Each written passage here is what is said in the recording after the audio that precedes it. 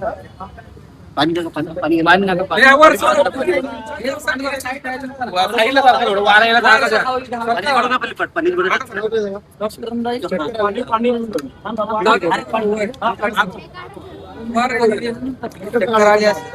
एकदम हे नका. सर्व बांधवांना जय शिवराय. आपण पुणे येथील सारथी ऑफिस या ठिकाणी आलेलो आहे.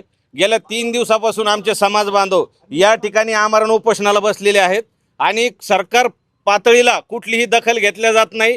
आता हे सारथी जे आहेत देवेंद्र फडणवीस साहेब यांच्या अंतर्गत येतं असं कळतंय आणि सतीश खडके म्हणून या ठिकाणी MD आहे.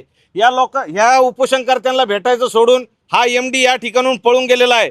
आम्ही मनोज जरांगे पाटलाचे मावळे हे शांततेने बिचारे 3 दिवसापासून बसलेले, कुठलीच दखल या ठिकाणी घेतली जात नाहीये. आणि निंबाळकर म्हणून काय अजित निंबाळकर म्हणून या ठिकाणी आहे.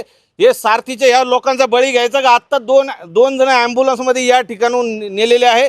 जर कुणाच्या जीविताला बरं वाईट झालं तर हे परवडणारं नाही. लवकरात लवकर या सारथीच्या बांधवांचा मागण्या ज्या आहेत त्या समजून घ्या आणि त्या पूर्ण करा. त्यांच्या सारथीच्या कंत्राटी कर्मचारी आणि अधिकाऱ्यांच्या मागण्या अशा आहेत की ज्या पद्धतीनं बार्टीला आणि महाज्योतीला जे मानधनामध्ये वाढ केली जाते त्या पद्धतीनं आम्हाला वाढ करण्यात यावी. ही मागणी अतिशय रास्त आणि योग्य आहे. 28 मार्चला सामाजिक न्याय व विशेष सहाय्य विभागाने 1 मार्च 2025 पासून त्यांना 46% वाढ प्रशासकीय मान्यता दिलेली आहे. तीच प्रमाग्राह्य धरून छत्रपती शाहू महाराज संशोधन मानव विकास संस्थेच्या कंत्राटी कर्मचारी अधिकाऱ्यांना 46% वाढीची हिंची मागणी अतिशय रास्त आहे. त्याच्यानंतर त्यांची एक दुसरी अशी मागणी आहे की जे 1 मार्च 2025 पासून त्यांना जे वाढीव वेतन मिळाले, आमचा प्रस्ताव 2023 पासूनचा आहे, पण तरी सुद्धा आम्ही सामोपचाराची भूमिका घेऊन आम्हाला 1 मार्च 2025 पासूनचा फक्त जो फरक आहे जो बार्टीच्या कर्मचाऱ्यांना मिळालेला आहे तो देण्यात यावा. त्याचबरोबर सारथी, बार्टी, महाज्योती आणि TRT सगळ्यांना समान सर्वकष समान धोरण आहे आणि तिथले पदांची जबाबदारी, कामकाजाचं स्वरूप, दायित्व हे सगळं समान आहे. तर तिथं काम करणाऱ्याची व्यक्तीचं मानधन हे समान असावं. मराठा आरक्षण उपसमितीच्या बैठकीमध्ये काल हा मुद्दा झालेला आहे. काल ह्यांचे 4 उपोषणकर्ते आपले अखंड मराठा समाजाचे दैवत संघर्ष योद्धा मनोजदादा जरांगे पाटील यांना भेटून आलेले आहेत. काल विखे पाटलांचे सेक्रेटरी किशोर मराठींनी सुद्धा हा मुद्दा त्याच्यामध्ये उपस्थित केलेला आहे. आपल्या चॅनलच्या माध्यमातून आम्ही सर्व मनोजदादांचे मावळे सरकारला म्हणजे अर्थात देवेंद्र फडणवीस साहेबांना आणि आज जी सारथी आहे ते राजेश अग्रवाल यांच्या अखत्यारीत येते, जी पहिली नियोजन विभागाच्या अखत्यारीत होती. तर राजेश अग्रवाल साहेबांनी ह्या तुमच्या चॅनलच्या माध्यमातून आमची त्यांच्यापर्यंत एकच भूमिका आम्ही मागणी करतोय की पुढच्या 4 ते 7 दिवसामध्ये ही जी मागणी आहे 46% वाढीची आणि त्या फरकाच्या रकमेची ती मान्य करावी आणि पॅरलर जी सिस्टम आहे समान जे वेतन करावं मानधन ते समान वेतन जर केलं तर कुठल्याच संस्थेचा कर्मचारी नाराज राहणार नाही. किंवा ह्या संस्थे आता काही उदाहरण आहेत, TRT मध्ये 55,000 का 52,000 सचिन दादा वेतन भेटतंय, मानधन भेटतंय. तिथले काही लोक तिकडे गेले म्हणजे संस्थेत उलट्या आणि म्हणजे उड्या मारायचा कार्यक्रम चालू आहे. तुम्ही म्हणालात की इतर संस्था आहेत त्यांचं मानधन आणि सीट द्या. साधारणपणे आपलं जे मानधन भेटतंय ते 22,000 ते हे पा आपलं जे सारथीला आता जे मानधन जे देण्यात येतंय ते सारथीचं मानधन आता जे क्लर्क्स आहे ज्यांची बहुतांशी 80% जास्त संख्या आहे ती 22,000 रुपये आहे आणि बार्टीला दिलं जातंय 36,000 म्हणजे 14,000चा फरक आहे जो की आणि फार मोठा तो फरक आहे. दुसरी गोष्ट प्रकल्प संचालकचं जे फरक आहे तर आपलं 57,000 आहे तर त्यांना 75,000 रुपये महाज्योती देण्यात येत आहे. तर इतका मोठा फरक म्हणजे साधारणपणे 18,000चा तो फरक आहे. मंडळी किती आहे साधारणपणे सारथीला 162 मंजूर पद आहेत. त्यापैकी कार्यरत 109 पद आता आहेत. ते 109च्या 109 जण बांधव आपले बंधू आणि भगिनी गेल्या आजचा 3रा दिवस त्यांचा इथं आहे उपोषणाचा.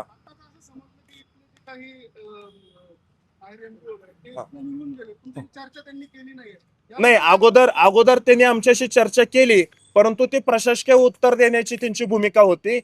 आज रोजी आम्हाला म्हणजे एक समाज म्हणून आणि एक प्रतिनिधी म्हणून अध्यक्ष अजित निंबाळकर यांनी इथे येणं खूप गरजेचं होतं कारण त्यांची पालकत्वाची भूमिका आहे. 6 कोटी मराठा समाजाचं प्रतिनिधी म्हणून ते संचालक आणि अध्यक्ष म्हणून तिथं विराजमान आहेत.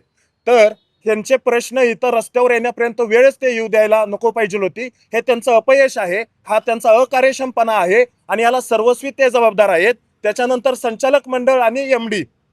परंतु एक गोष्ट त्यांची एक जमेची गोष्ट ही अशी आहे जे सत्य सगळ्यांच्या पुढे आलं पाहिजे. यांची 53% जी मागणी होती, म्हणजे 2025ला 46%. महागाई भत्ता दरवर्षी वाढतो म्हणून हिने 53% तो केला आणि त्यांनी तो प्रस्ताव दिला. ते फक्त एवढ्यावरच त्यांच्या स्टेटमेंटवर ठाम आहेत की आम्ही प्रस्ताव सरकारला दाखल केला. प्रस्ताव सरकारला दाखल केला तुम्ही, पण त्या प्रस्तावाचा पाठपुरावा कोण करणार? सचिव दर्जाच्या अधिकाऱ्यांच्याकडे हे कंत्राटी कर्मचारी जाऊ शकत नाहीत. त्यांचं म्हणणं असं येतं की तुम्ही पाठपुरावा करा. मग स्वतःचा पाठपुरावा ते नाहीत, मग संचालक मंडळाची नेमणूक कशासाठी केलेली आहे? संचालक मंडळ धोरणात्मक निर्णय, संचालक मंडळ फक्त धोरणात्मक निर्णय 3 महिन्यातून एकदा येऊन घेणार आहेत का? संचालक मंडळाची सर्वस्वी जबाबदारी ही फक्त आणि फक्त धोरणात्मक निर्णय आणि त्या बैठकीला उपस्थित राहून मानधन घेण्यापुरती मर्यादित न राहता सारथीच्या योजना महाराष्ट्रातल्या तळागाळापर्यंत पोहोचणे. दुसरी गोष्ट, या लोकांना ही वेळ येऊ न देणे. त्यांच्या वेळेस हे लोक मार्चमध्ये, तुमच्या सर्वांच्या माहितीस्तव मार्चमध्ये हिने उपोषण दाखल केलं होतं. मार्चमध्ये त्यांच्या विनंतीला मान देऊन हिने त्याच दिवशी उपोषण मागे घेतलं, त्याच दिवशी घेतलं. मग अध्यक्ष महोदयांना आज रोजी ऑगस्ट आहे, एप्रिल, मे, जून, जुलै आणि ऑगस्ट 5 महिने झाले तिने काही पाठपुरावा केला नाही. ते फक्त फोन करतात. आता इकडे असे मला सर्वांना एकच नोटीस आलेली आहे. त्यामध्ये असे स्पष्ट लिहिलेले आहे की तुम्ही तात्काळ कामावरती हजर राहा, नाहीतर तुमच्यावरती शिस्तभंगाची कारवाई करण्यात येईल. मागच्या वेळेला देखील आम्ही आंदोलनाचा इशारा दिला होता मार्चमध्ये. त्यावेळेला प्रत्येकाला पर्सनली नोटीस पाठवली होती आणि त्यामध्ये देखील तसंच लिहिलं होतं की तुम्हाला कामावरून कमी केलं जाईल वगैरे, असं त्यामध्ये लिहिलं होतं.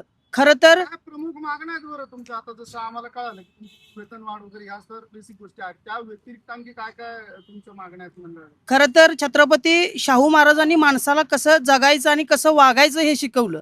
छत्रपती शाहू महाराज आपल्या अधिकाऱ्यांना देखील म्हणायचे की माझ्या रयतेला जर कणभर तोशीच पडली तर मला मनभर वेदना होतात.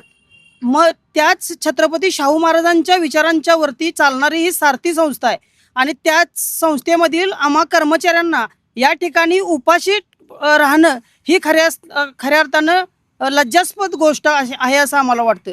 त्यामुळं शासनानं तातडीनं याची दखल घेऊन आम्हा कर्मचाऱ्यांना आमची जी मागणी आहे की 53% वाढ तात्काळ केली पाहिजे आणि प्रत्येक वर्षी 10% आम्हाला वाढ मिळावी अशी आमची मागणी आहे. आता आगामी काळात नवीन सचिन सर, तुम्ही जसं सांगितलं की आम्हाला दुसरे कर्मचारी किंवा ज्यांना ज्या नोटीस आल्या त्याबद्दल, त्या अनुषंगाने काय सांगाल? यांना नोटीस आल्या म्हणतात, यांना नोटीस नाही देऊ शकत का आम्ही या MD ला? ह्यो का वरून लागून चालला का? म्हणजे तुला कर्मचारी नाही जमत आणि तू कसं MDच्या पदावर राहतो आम्ही पाहतो ना.